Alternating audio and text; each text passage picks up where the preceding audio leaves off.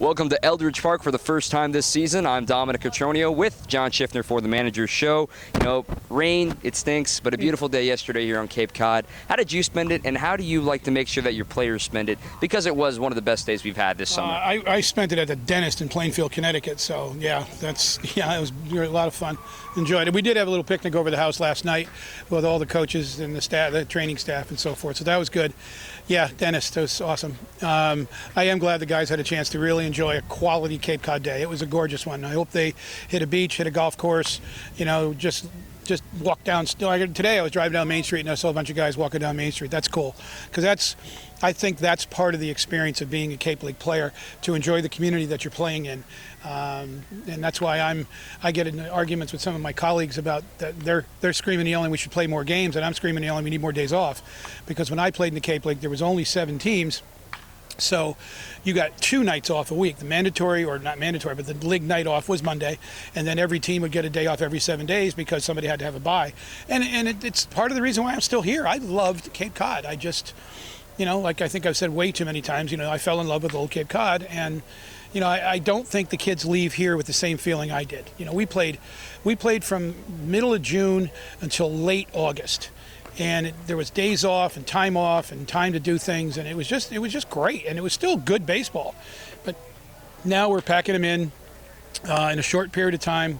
We're risking injury to a lot of these guys because we're wearing them out.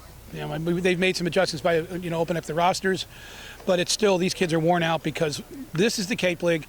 This is where the best come. The other leagues out there don't have 92 players in the World Series or whatever it is, some staggering sum of, you know, it's just, they don't have that. So they don't have the kids that are going along. Most of those leagues some of them thrive on high school players, you know, seniors going into college, and younger, and junior college players. You know, you don't see any, they're not allowed here in the Cape Cod League. And, you know, if there's 5 JC players in the league, it's a lot. We're getting the best, and they're getting beat up because they're going deep into the summer, and now they got to come here. And, you know, right now we're going to go on a stretch run of a long time now. We got a bunch of games to make up, and we've got to make up the Brewster game. I don't know if it's Saturday or Sunday's forecast is not looking good. Yeah, watch out. That thing might get you. Yeah, get away. Go. See, they listened to me. Oops, Johnny came back. You know, so that's my point. They should enjoy Cape Cod, and I hope they did. Well, as a field manager, how do you make sure that when you're away from the field, these guys don't lose sight that they are here on Cape Cod, one of the most beautiful parts of the country? Well, you try to encourage them. You know, we don't practice on days off. They want to come to the field.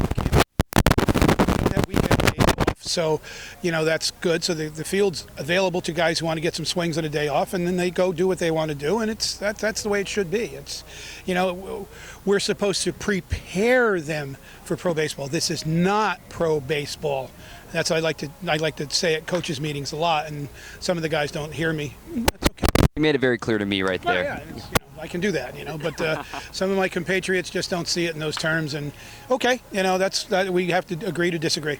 Well, let's get to the ball game now. With the rain out yesterday, you have to push Zach Allen back to tomorrow and TJ Zoik tonight. What played into that decision? Well, TJ's on a game count. His pitching coach, head coach, said he can go down there and start 4 times, and we wanted a maximum of 20 innings. So in order to maximize his ability to get that 4th start in, we pitch him today. We have 1 more start, I think, unless weather becomes an issue too, and then it becomes a roster issue, because we're playing chess with the roster right now with the way we have the guys set up. And you know, I just had that talk with all the temps, and I hate it. As you know, these kids are great. They get it. We've been very upfront with them since the beginning that this is the way it's going to be, and unfortunately, you know, there doesn't seem to be a lot of changes here, unless an injury comes up in the next few days, where then that would make a difference with the temp player. So, you know, it's not a good day. It's sad, and you know, God bless those kids. They're classy kids, and they get it, and they appreciated the experience. And you know, I said, you know, we could call you back, and they're going, well, we hope you do.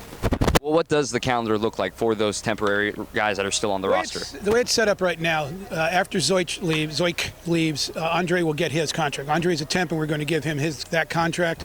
And then we're going to be releasing Jimmy McDade after tonight's game, unfortunately. I just spoke to Teeny. Teeny is basically Zach Birdie. If Zach Birdie says he's coming back from Team USA, then that would be that contract. If Zach does not, then that's Teeny's contract. And the same thing with Garrett Hampson. If Garrett Hampson does not come back, that would be Corey Raley's contract. And Jesse Adams was on the same deal that Zoik was at his a limited number of innings and limited outings, and he will throw probably today or tomorrow and probably start early next week, and then that would be his last outing. And he is a temp, and we just release him. And then we're going to add Jake Godfrey is in town, and Jake is added tonight or tomorrow, and Jake Fraley will be here, and Dane Dunning will be here. That'll round out the team, and the releases we make will take care of those guys. So it's all mapped out, and again, it's sad. It's sad they have to go, but this group has handled themselves quite well. They've played well, and they've handled the situation well and understand it. And there's a quality young men. To the happier side now, Zach Short has really been a keystone of your offense so far in the beginning of the year. What do you see in his at-bats that maybe put him in positions to maybe get some extra base hits as he has been doing the last few games? Well, he's doing fine, but we really are starting to emphasize that, Zach, you need to push the ball all over the place. You got to spray the ball. I mean, it's great that he's got a couple bombs, but that he needs to stay deeper, get the ball to the opposite field a little bit better. The power's great. He's showing a great bat speed, playing excellent infield. But I think right now he needs to start putting the opposite field on the baseball. Hit that mistake that's middle in and do what you do with it. But let's make sure that we cover the plate, and I think that's more important. I hope Zach leaves here covering the plate better than he is right now. Not that he's doing poorly. He's showing a great bat, but I'd like to see him, and Travis and Erin would like to see him go more opposite field. Speaking of Erin, it's his 30th birthday today. Erin Reza, what do you have in your back pocket to refer to him, or any thank you, any shout out that you have to give before he cut you off? It fills me to death to see ex-players come back and coach, and to see them be successful. He's having, he's at Plano High School in Texas, and he's doing wonderful things there. You just listen to him. He's learned a great deal from his experience with the Red Sox, and to come back here and give back. I mean, I think that's fantastic, and I'm really getting old that Erin Reza is 30 years old. I mean, he was on the team with Longoria, Coughlin, Frazier. Frazier, of course, Texas just about every day. He's killing Rez, and call him an old guy and everything else. And Frazier's the same age. But that's the great thing, the camaraderie that these guys have. And like I said, to give back is quite special. And again, the same thing with Travis. Travis played for me in high school. He came up here and played for a part of a summer. That's pretty special when you can be able to do that. A great manager show today here before we get things underway at Eldredge Park. That's it for us over here. Johnny, take it away.